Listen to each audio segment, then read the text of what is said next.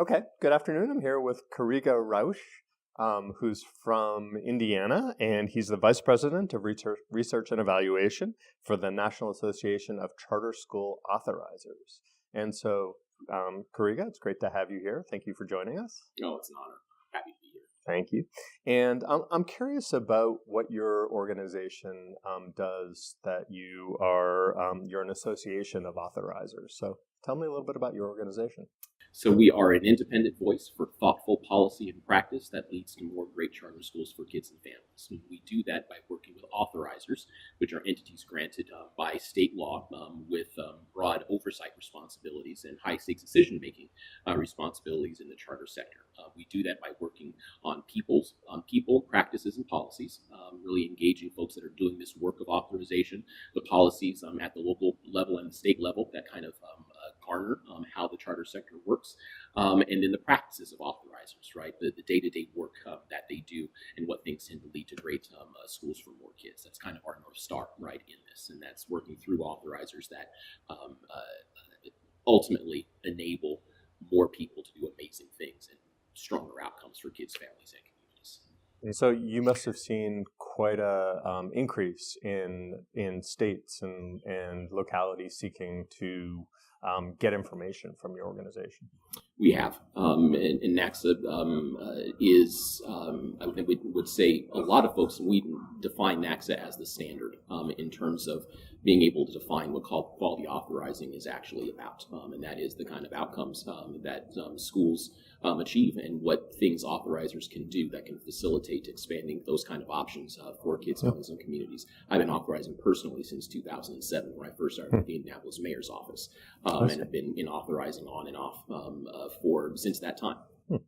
And as you look across the country and across states, who are typically the authorizers in states? What does the landscape look like? It's a really great question. And one of the things that a lot of folks don't realize is that 90% of all charter school authorizers are local school districts. We tend to find those in kind of every state that has charter schools. Now, there are a number of other entities that state law gives folks the opportunity to authorize. From higher education institutions to not-for-profit organizations. I think those are only in 2 states, Ohio and Minnesota. Then we have state education agencies, state departments of education, boards of education, typically. And then there are 3 entities that allow a mayor's office or a municipal entity to authorize charter schools. And then the one that we are, I think, one of the most excited about that exist in 18 states are called independent chartering boards. So these are typically entities that are appointed by elected officials that focus just on authorizing. It's their sole kind of job, which is kind of different than all the other authorizing types where authorizing in some instances is a small part of what they do. In some instances it's a large part of what they do, but they still have other functions. Independent chartering boards have a sole focus on developing the technical expertise around what it takes to do authorizing really well. We're really excited about the growth of independent chartering boards. It's doubled in the last 6 years, I believe, in different places across the country. And if you broke down sort of the authorizing knowledge and skill that organizations need to have, whether it's an LEA or a state, part of it is contractual, I assume. Part of it is sort of the qualities they're looking for in schools that are applying for authorization, and I guess part of it is that painful process if things aren't working out, how you divorce from an authorization. So just, did I get it right, or what's that look like? Yeah, no, so authorizers have kind of 3 big buckets of responsibility, right? One is deciding who should be able to open a new school in their jurisdiction. And there are lots of important practices and things that authorizers need to engage in so that we're able to present to the public with great faith that these are folks that are not only going to be good stewards of taxpayer dollars, but are going to do amazing things for kids and families. Second function is an oversight function. Now, authorizers aren't in a fiduciary responsibility, so they're not kind of the board of the school that makes those decisions, but they do provide an oversight to the degree an understanding if schools are following the law and if they are meeting their promises. And then the third bucket that you alluded to was at the end of, for most authorizers, it's 5 years. And then some it's 7 years, but around that time, make a determination of if they fulfilled the promises they said they were going to fulfill, both in student outcomes and financial outcomes and in organizational outcomes, and then ultimately making a decision on the degree to which those schools will be given the privilege of serving kids and families in the future. I see. And just, your perspective is so interesting because very few people have, or very few organizations have sort of a cross-landscape perspective. But to what degree are charter schools from CMOs versus sort of local grassroots startups? And, what does that look like across the country? So it's interesting, and I'm really glad that you asked that question because there is still there are some of the charter networks tend to get outsized publicity. A lot of folks don't realize that still about 75% to 80%, depending on which state you're looking at, of charter schools are still independent, kind of non-networked kind of schools. So they're individual school startups. Individual school startups by a local community organization, a group of teachers, or other folks that have an interest in doing something different. Now, certainly there, when you look at kind of growth trajectories, we see, a bit more growth in your CMOs, your network affiliated schools compared to your independent schools. But still, the vast majority of charters in the country, the vast majority of new charters in the country are still independent, locally grown kind of entities. I see. And in terms of charter schools that are public versus private, or are you involved with charter schools that are essentially private schools? So that's another really interesting question. I'm glad that you brought that up. I don't know what a private charter school is. Okay. I think most folks. I guess it's a private school, right? But the public also. Look at lots of stories that have come out. There's a lot of confusion around what charter schools are. Can they select their students? Can they have selective admissions processes? Can they kick kids out for unjustifiable reasons? As public entities, the answer is no. And authorizers need to make sure that they are upholding their responsibilities to being public schools. Now, typically this kind of conversation is around private entities that are managing public schools. And there's some conversations around those kind of entities. But in virtually every place across the country, you have charter schools are public schools and have to take all kids that want to go to school there and have to serve them at high levels. Okay. And but with some exceptions in terms of special ed and in terms of special need kids, or so there shouldn't be any exceptions in most state charter laws. In most state charter laws, the charter school is also the LEA, which also requires them to provide services for any kid that wants to go to school there. Okay.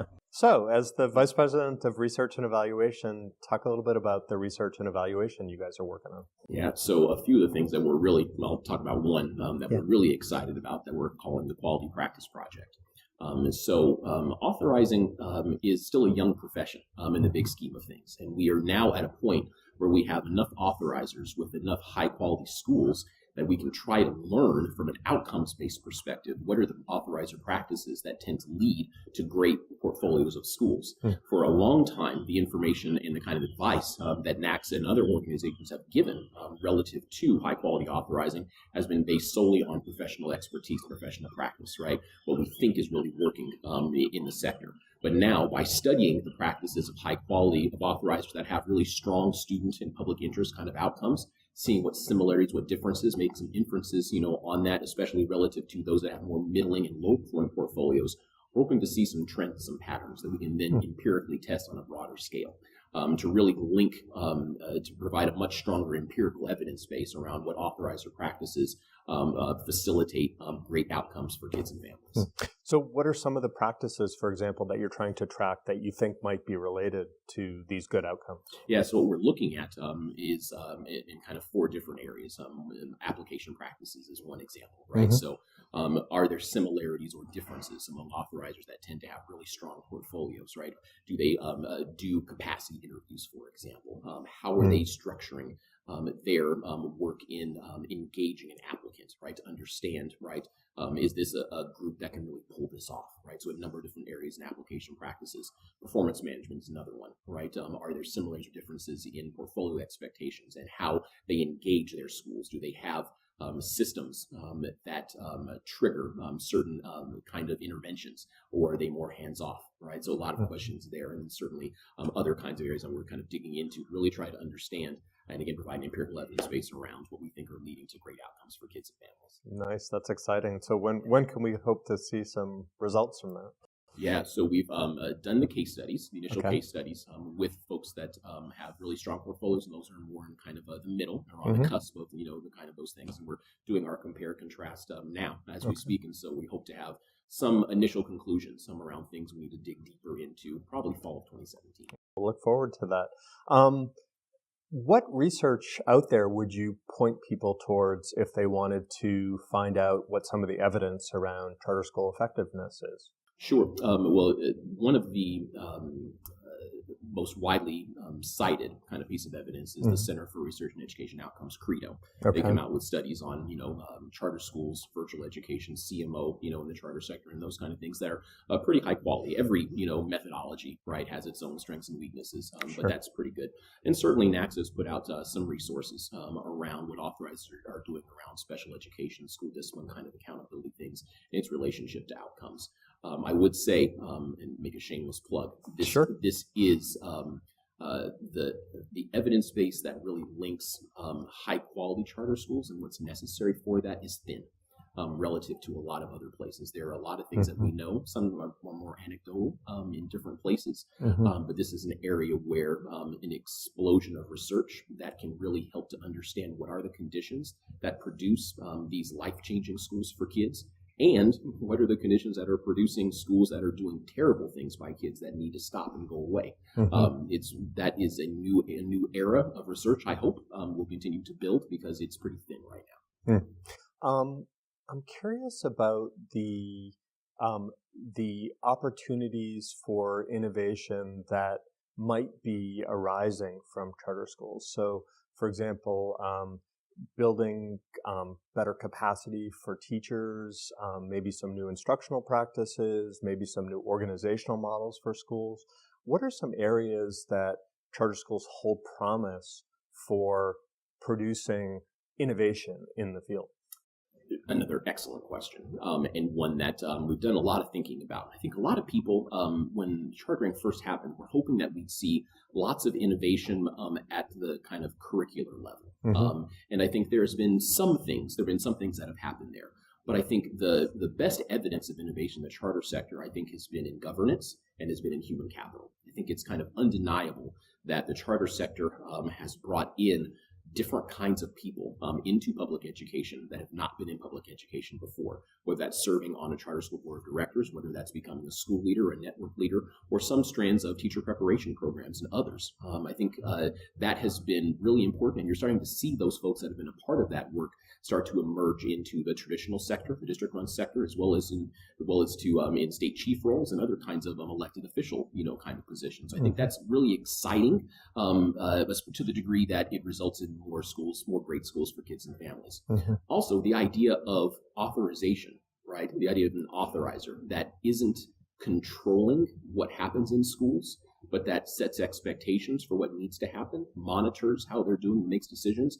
That's different, and that's new than the kind of district kind of model that we've seen a lot of places around the country. That we're also excited is an innovation that we are starting to see more districts adopt high-quality authorizer practices in different places. That is kind of exciting. Still anecdotal, and still needs some rigorous research to understand kind of how that relates to the ultimate outcomes for kids and families. But I think an exciting development to see the degree to which that new idea of what a district might do in terms of being a portfolio manager instead of a kind of controlling entity is something that we think holds promise, but we need more evidence to substantiate that.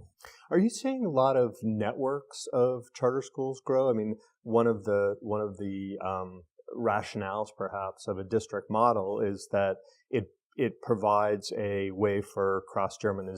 cross-germination across different schools, right? So I would imagine that if I started a charter school, I would feel a little bit isolated. I would look for people to help me to figure out, the things that perhaps I wouldn't want to recreate the wheel all the time. So do you see networks of charter schools arising in a sort of a parallel way of the kinds of cross-fertilization that we see from traditional district structures? I think it's emerging. Yeah. And I think it's emerging in kind of two spaces, right? So one space are kind of networks of similar schools, right? Where you do have kind of a centralized entity, right, that provides some consistency right across schools. But the other is this more kind of organic, kind of problem-solving networks that are developing. One example that comes to mind are the diverse by design school networks, right? Where you have this idea of charters to be a vehicle for greater diversity, whether that's by socioeconomics or race or disability, right? Trying to bring more different kinds of kids in connection with each other that wouldn't otherwise happen via their neighborhood location. And you're seeing a growing network of those schools kind of problem solving, right, around issues of practice, but also issues of curriculum, issues of instruction, where there are commonalities. They're not run by the same entities, but there's a important, to your word, cross-fertilization that's happening that we're seeing in different parts of the country. Karega, I've learned so much from talking to you about charter schools, about your organization, about authorization. Thank you so much for joining us. Pleasure was mine, for sure.